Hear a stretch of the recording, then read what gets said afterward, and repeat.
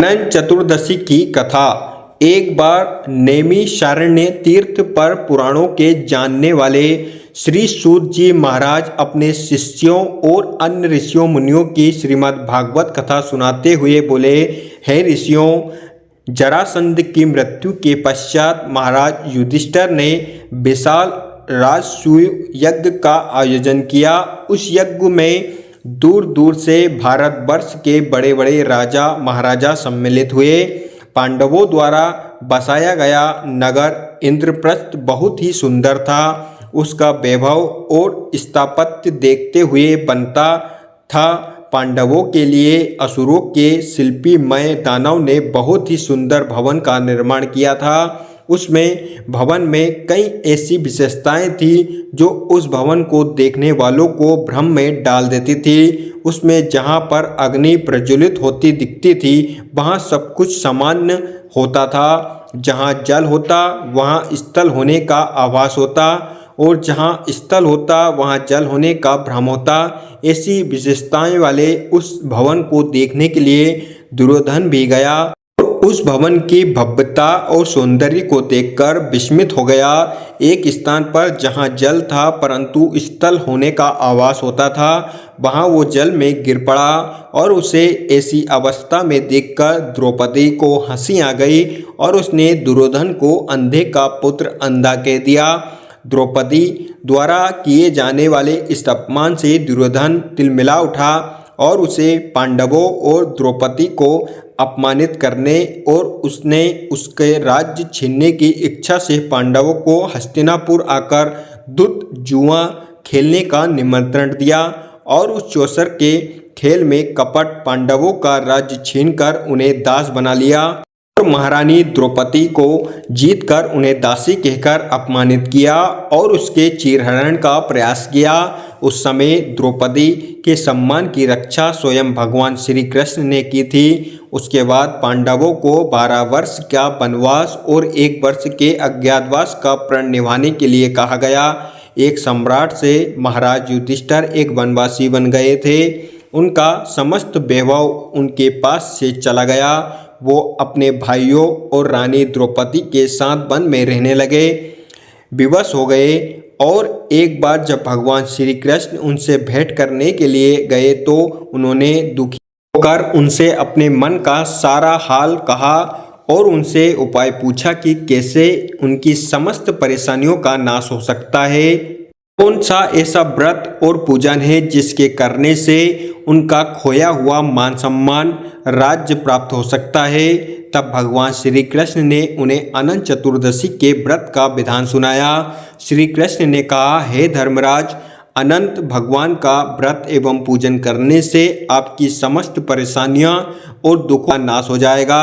जो कुछ भी आपने खोया है वो पुनः आपको प्राप्त हो जाएगा। आपकी सभी मनोकामनाएं पूर्ण होगी। ये कहकर भगवान श्री कृष्ण ने उन्हें अनंत चतुर्दशी की व्रत विधि बताकर उनको कथा सुनाई।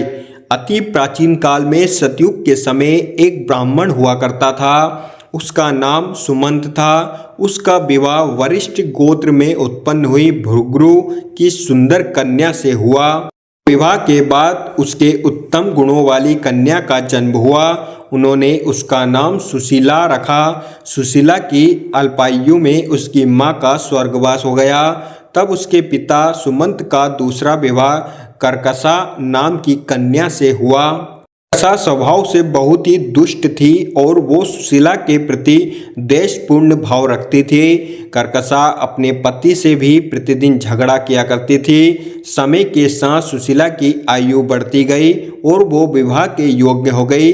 उसके रूप और गुणों की चर्चा सुनकर वेदों के ज्ञाता मुनियों में श्रेष्ठ कौटिल्य ऋषि सुमंत के पास पहुँचे और सुशीला से विवाह की इच्छा लेकर आए।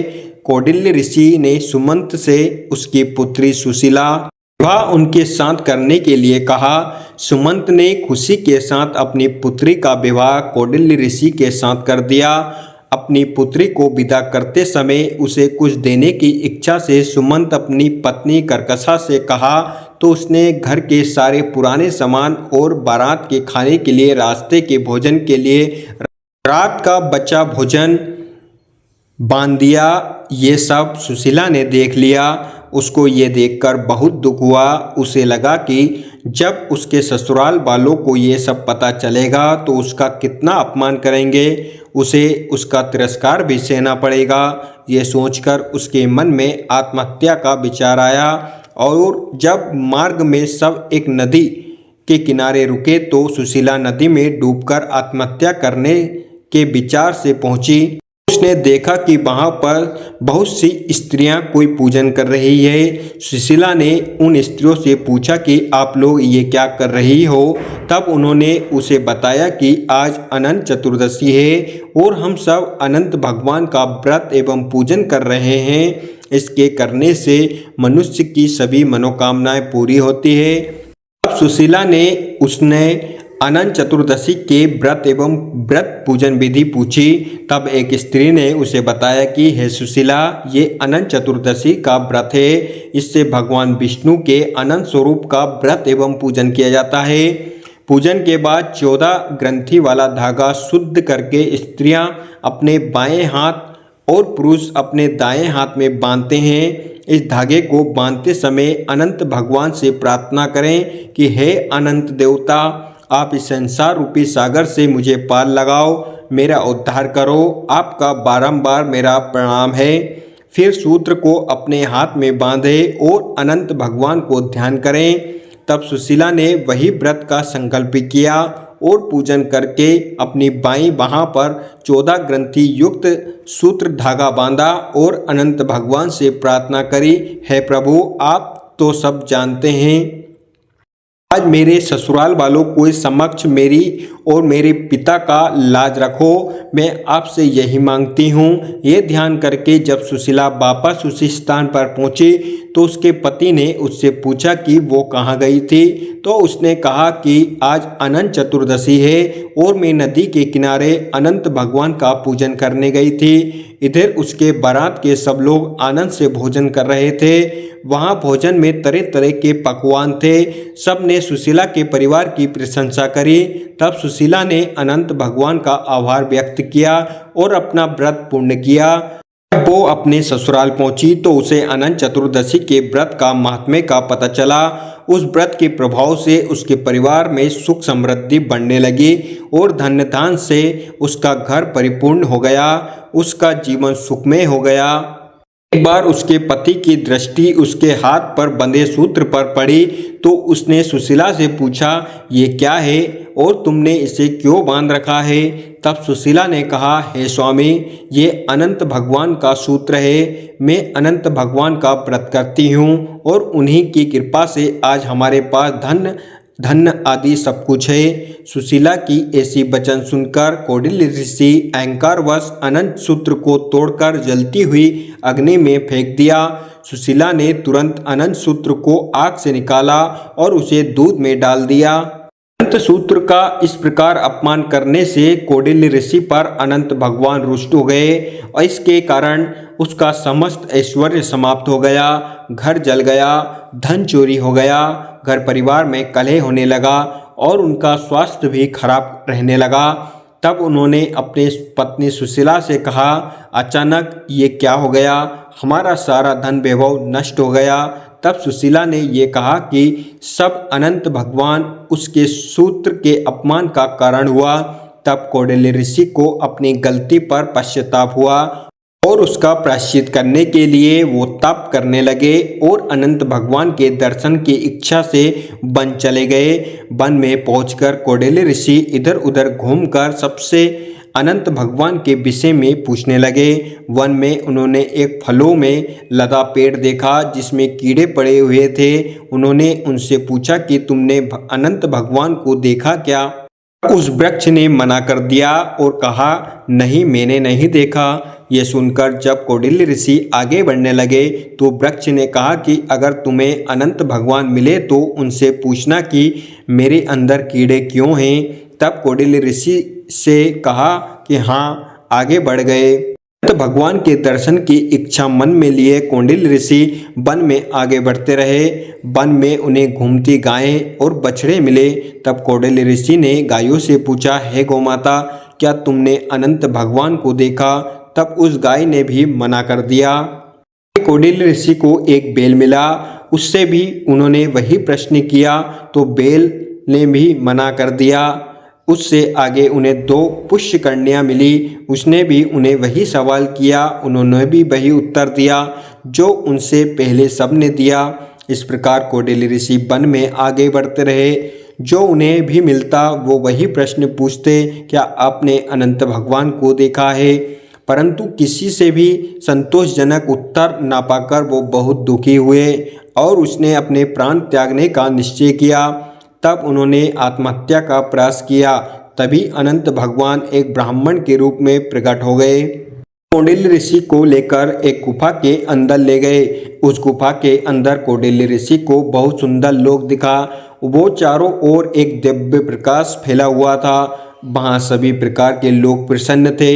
वहीं पर उन्हें अनंत भगवान के विश्व रूप के दर्शन हुए। एक दिव्य सिंहासन पर अनंत भगवान शंख चक्र गदा पद लिए गरुड़ के साथ विराजमान थे।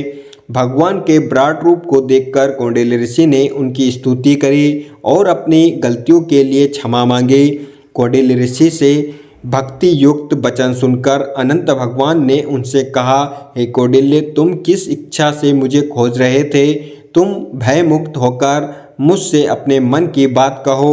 तब कौंडिल्य ऋषि ने कहा, हे प्रभु, मैंने अज्ञान और अहंकार के कारण आपका अपमान किया और आपके अनंत सूत्र को अग्नि में फेंक दिया। इसके कारण मेरी सारी संपत्ति नष्ट हो गई, मेरे परिवार में अशांति हो गई, मेरी मान प्रतिष्ठा धूमिल हो गई। मैं अपनी गलती की क्षमा प्रार्थना लेकर आपके दर्शनार्थ आया हूँ। आपके दिव्य स्वरूप के दर्शन पाकर मेरा जीवन धन्य हो गया। प्रभु, मैं आपसे अपने अपराध के लिए क्षमा मांगता हूँ और मेरे जीवन में सब कुछ पहले जैसा कैसे होगा, इसका उपाय भी कृपा करके बतलाइए। अनंत भगवान को उस पर दया आ गई और उन्होंने कहा, हे कौंडिल्य, तुम अपने घर जाकर 14 वर्षों तक अनंत चतुर्दशी का व्रत एवं पूजन पूरी श्रद्धा और भक्ति के साथ करो। अपने दाएं हाथ में 14 ग्रंथि युक्त अनंत सूत्र बांधना। ऐसा करने से तुम्हारे सभी कष्टों का नाश हो जाएगा, तुम्हारी सभी मनोकामनाएं पूरी होंगी, जीवन के सभी सुख भोग कर तुम अंत में दिक्थ को प्राप्त करोगे। भगवान के ऐसे वचन सुनकर कौंडिल्य ऋषि को संतोष हुआ। तब उन्होंने अनंत भगवान से मार्ग में मिले वृक्ष द्वारा पूछे गए प्रश्न के विषय में पूछा। तब अनंत भगवान ने उसे बताया कि वो वृक्ष पूर्व जन्म में एक विद्वान ब्राह्मण था, तो उसने विद्यार्थियों को शिक्षा न देकर पाप अर्जित किया था। उसी का परिणाम है उस फलदार वृक्ष पर फल तो आते हैं, पर कीड़ों के कारण कोई उनका उपभोग नहीं करता। कौंडिल्य ऋषि के मन में वन में मिले अन्य जीवों के विषय में जानने की इच्छा हुई। उन्होंने अनंत भगवान से उनके विषय में पूछा तो उन्होंने बताया कि वो दोनों पुष्यकर्णी पूर्व जन्म में बहनें थी। उन्होंने तब कोई पुण्य कर्म नहीं किया था, न किसी याचक को भिक्षा दी, न ही कोई धर्म का कार्य किया। इसीलिए परस्पर लहरें उनसे आकर टकराती हैं, परंतु जल वहाँ नहीं रुकता। अनंत भगवान ने आके कहा कि गाय पृथ्वी है और बैल धर्म है, गधा क्रोध है, वह हाथी अहंकार है, वो गुफा संसार है और मैं अनंत हूँ। कौंडिल्य ऋषि ने अपने घर जाकर अपनी स्त्री के साथ 14 वर्ष तक अनंत चतुर्दशी के व्रत का पालन किया और अनंत भगवान की कृपा से जीवन के समस्त सुख भोग कर अंत में स्वर्ग को चला गया। फिर भगवान श्री कृष्ण ने धर्म युधिष्ठिर से कहा कि आप इस व्रत को करें। जैसे कौंडिल्य ऋषि और सुशीला की सभी मनोकामनाएं अनंत भगवान से पूर्ण करी थी, उसी प्रकार तुम्हारी भी सभी मनोकामना पूर्ण करेंगे। जो कुछ भी आपने खोया है वो सब आपको पुनः प्राप्त होगा। भगवान श्री कृष्ण ने कहा, हे धर्मराज युधिष्ठिर, अनंत चतुर्दशी का जो व्रत तुम्हें बताया है उस व्रत को करने से मनुष्य अपने सभी पापों से मुक्त होकर स्वर्ग लोक